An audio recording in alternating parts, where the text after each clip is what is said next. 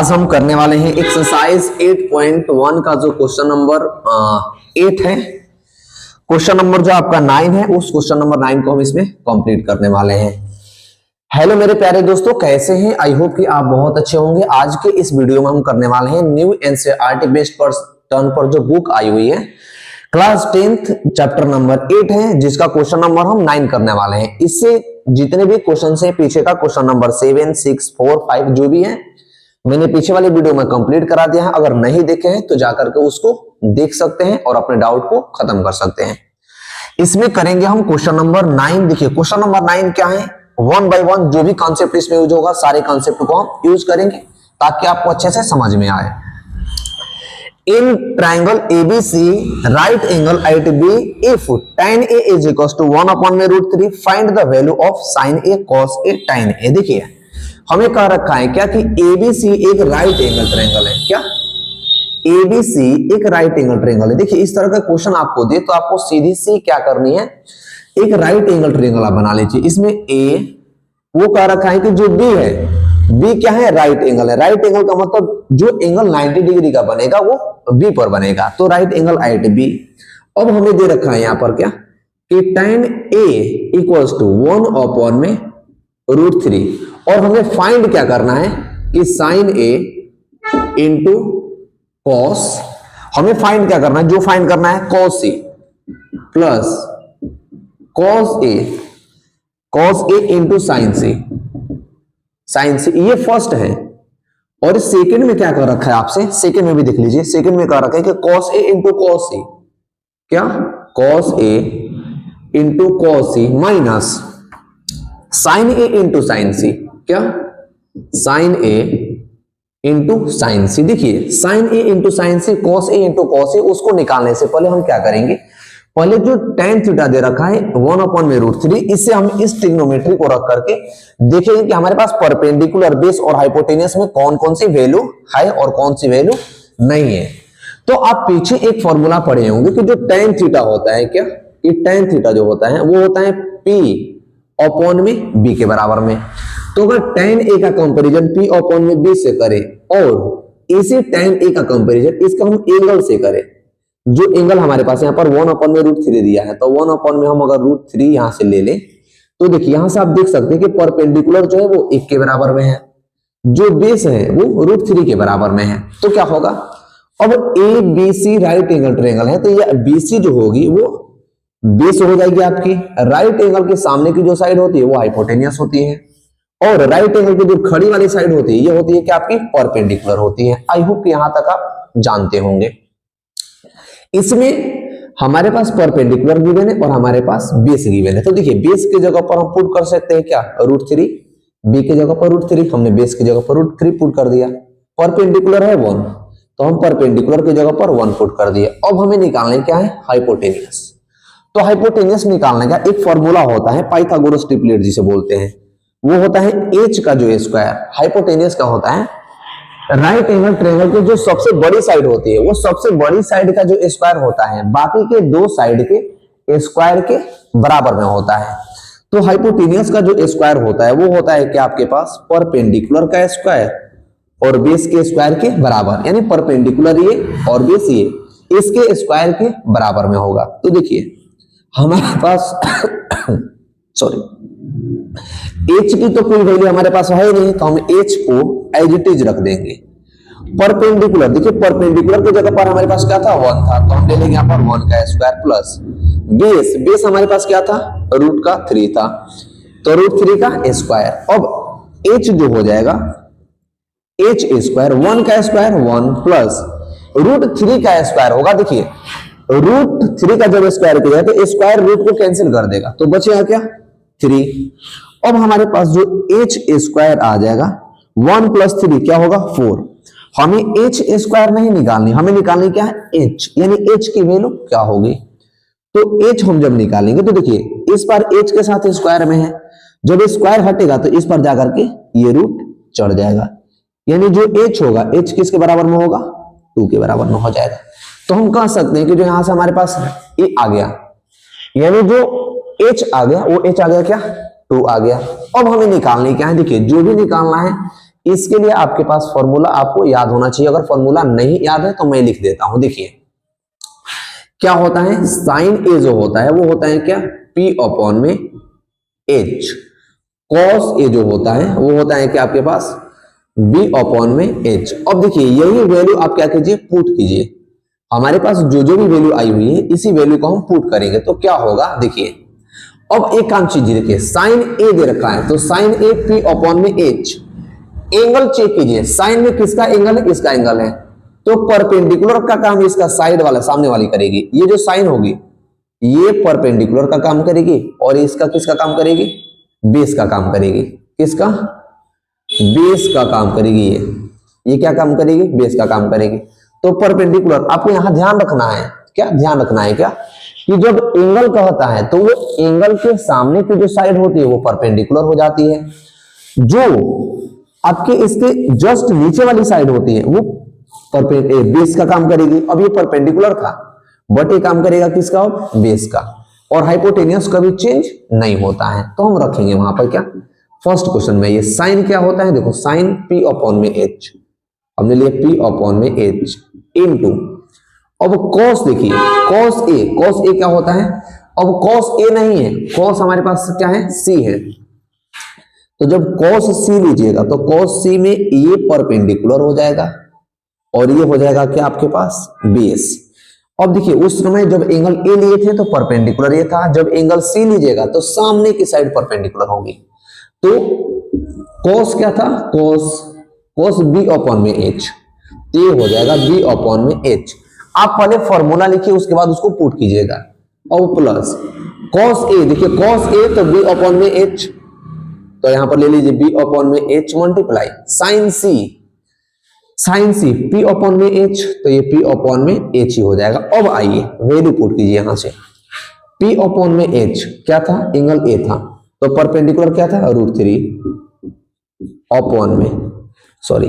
Upon में hypotenuse क्या था हमारे पास 2, तो ये हो जाएगा 2 मल्टीप्लाई cos C था, तो देखिए जब C लेंगे तो cos C क्या था, B अपॉन में H, तो cos C के लिए बेस का काम करेगा ये, तो √3 अपॉन में H। हाइपोटेनियस कभी चेंज नहीं होती है तो हाइपोटेनियस एज इट इज रह जाएगा। आपको यही समझनी है कि एंगल कैसे चेंज होता है। एंगल जहां पर जो एंगल कहेगा उसके सामने की साइड परपेंडिकुलर हो जाएगी, ये बेस हो जाएगा।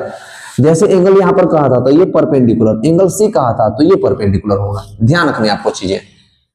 सेकेंड में ये कॉस ए क्या था, बी अपॉन में एच, तो अगर एंगल ए ले तो बेस कौन था, ये वाला, और एच कौन हो जाएगा, ये, यानी 1 अपॉन में 2 मल्टीप्लाई, ये हो जाएगा बेस और हाइपोटेनियस, हाइपोटेनियस 1 और बेस 1 और हाइपोटेनियस 2।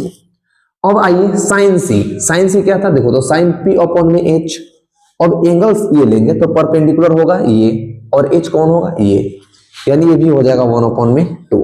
अब आइए √3 इंटू √3 दो बार रूट के साथ एक ही नंबर मल्टीप्लाई होंगे तो एक नंबर बाहर आ जाता है, यानी 3, 2 मल्टीप्लाई 2 कितना होगा 4, प्लस ये क्या था 1 इंटू 1 तो 1, 2 मल्टीप्लाई 2 क्या होगा 4, यानी 3 प्लस 1 4, 4 प्लस 4 ये क्या होगा, देखिए बेस में है तो एलसीएम सेम हो जाएगा। अब ये 4 से 4 कैंसिल हुआ, बचा क्या 1। तो हमारे पास जो first value I sine A into cos C plus cos A into sine C किसके बराबर में आ गई, 1 के बराबर में आ गई। आपको एंगल देखना है और एंगल के हिसाब से वैल्यू को पुट करनी है। अब आते हैं क्वेश्चन नंबर सेकेंड पर। सेकेंड में क्या था, cos A। देखिए अब cos A कह रखा है तो cos की वैल्यू क्या होती है, b अपॉन में h। पहले लिखिए cos क्या होता है, b अपॉन में h मल्टीप्लाई cos C भी क्या होगा, b अपॉन में h ही होगा। देखिए बट क्या होगा, एंगल है, एंगल चेंज हुआ है, यहां पर एंगल A था, यहां पर एंगल C था, ये बात ध्यान रखनी है। माइनस साइन A क्या होता है, P अपॉन में H इंटू cos C क्या होता है, B अपॉन में H। यहां तक तो लिख लीजिए, बट जब वैल्यू पुट कीजिए तो ध्यान रखिए आप। देखिए अब क्या होगा, cos A में जब ये लीजिएगा तो परपेंडिकुलर का काम करेगी ये और बेस का काम करेगा ये। तो cos होता है क्या, B अपॉन में H, तो B क्या था 1 अपॉन में हाइपोटेनियस क्या था 2, 1 अपॉन में 2, और B अपॉन में H किसके लिए, C के लिए, तो सी के लिए परपेंडिकुलर का काम करेगा ये और बेस का काम करेगा ये, तो बी अपॉन में एच, तो बी क्या है √3 अपॉन में एच क्या है 4, ये 2, तो ये होगा 2 माइनस पी अपॉन में एच किसके लिए एंगल ए के लिए, तो परपेंडिकुलर क्या था √3 अपॉन में एच 2, तो ये होगा √3 अपॉन में 2 मल्टीप्लाई बी अपॉन में एच। देखिए बी किसके लिए एंगल सी के लिए, तो एंगल सी जब लीजिएगा तो परपेंडिकुलर ये और बेस ये, तो बी अपॉन में एच, बी अपॉन में एच, बी अपॉन में एच का मतलब क्या √3 और अपॉन में 2, तो अगर √3 अपॉन में 2। अब आइए अब देखिए इनको जब सॉल्व कीजिएगा तो क्या होगा 1 का मल्टीप्लाई √3 से, तो √3 2 मल्टीप्लाई 2 ये √4 माइनस √3 मल्टीप्लाई √3 3 अपॉन में होगा 4।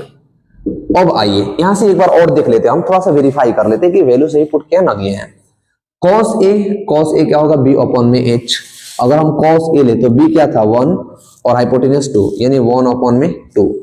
ठीक है, c के लिए लीजिएगा तो c क्या होता है cos a b अपॉन में h, तो cos c के लिए अगर c एंगल है तो परपेंडिकुलर ये और बेस ये, तो b अपॉन में h यानी √3 अपॉन में 2। ठीक, आगे आइए साइन ए, साइन क्या होता है p अपॉन में h, तो साइन a जो था तो परपेंडिकुलर √3 अपॉन में h और √3 अपॉन में 2, √3 अपॉन में 2। ठीक है, साइन c देखिए जब साइन c लेंगे तो c क्या हो जाएगा p अपॉन में h यानी परपेंडिकुलर यहाँ पर 1 और h 2, यहाँ पर √3 ना होकर के भाई मेरे 1 अपॉन में √2 होगा।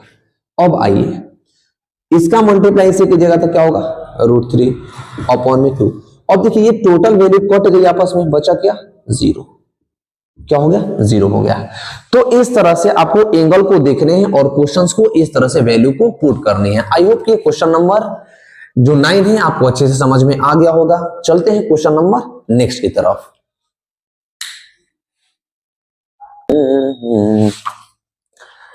अब देखिए क्वेश्चन नंबर हम चलेंगे 10 पर। देखिए बहुत ही इंपॉर्टेंट क्वेश्चन से और very very important question, question number 10 है। देखिए इसमें दे रखा है क्या, in triangle PQR right angle at Q PR plus QR is equal to 24 PQ 5 centimetre, determine the value of sin P cos P and tan P। हमारे पास एक right angle triangle given है, देखो इस तरह का, कौन सा है इस तरह का राइट एंगल ट्रायंगल गिवन है।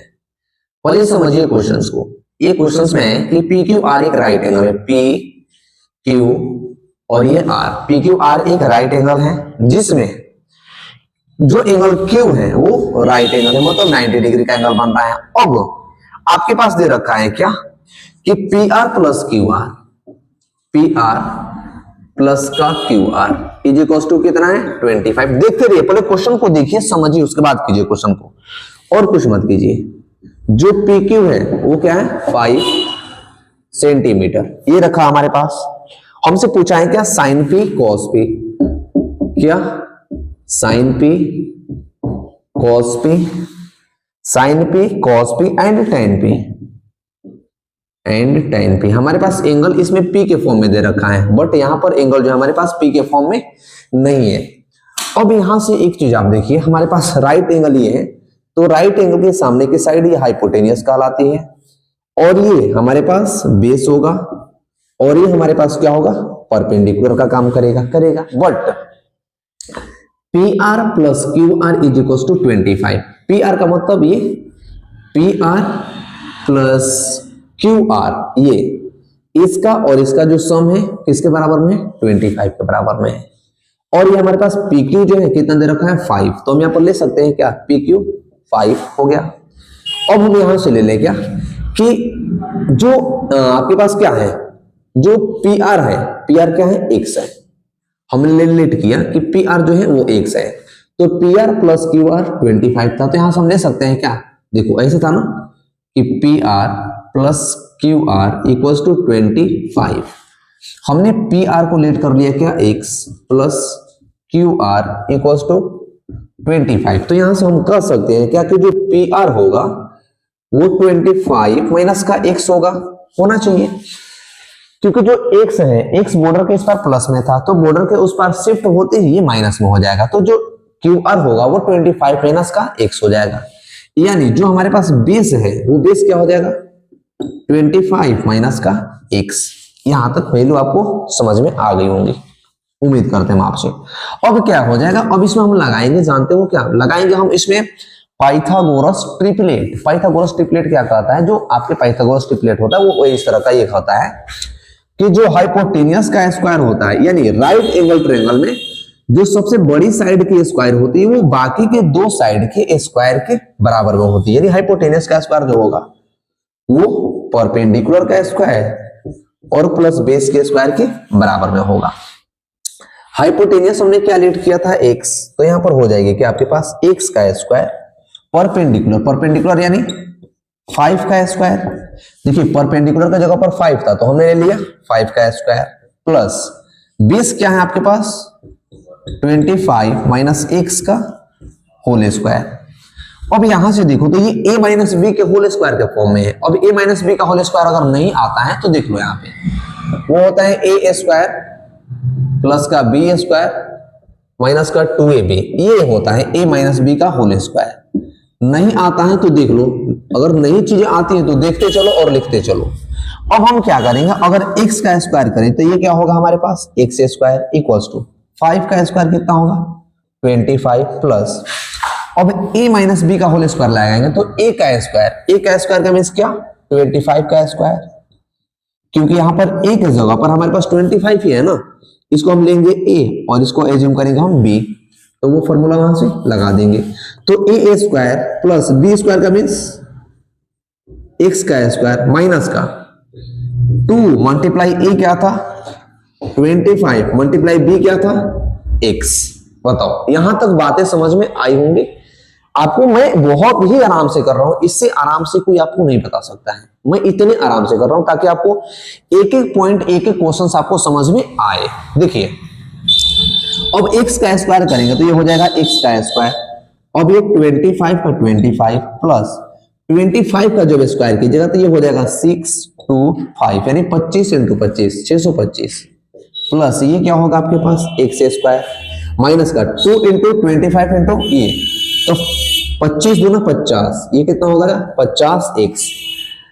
भाई मेरे समझ आया कि नहीं आया, आना चाहिए। 25 इंटू 2 यानी 25 दूना क्या होगा 50 हो जाएगा। अब देखिए क्या होगा यहां से, जो हमारे पास ये x स्क्वायर है इसको x स्क्वायर ले लेंगे। अब देखिए 625 और 25 कितना हो जाएगा 650 यानी 650 माइनस का ये कितना होगा 50x प्लस का x स्क्वायर।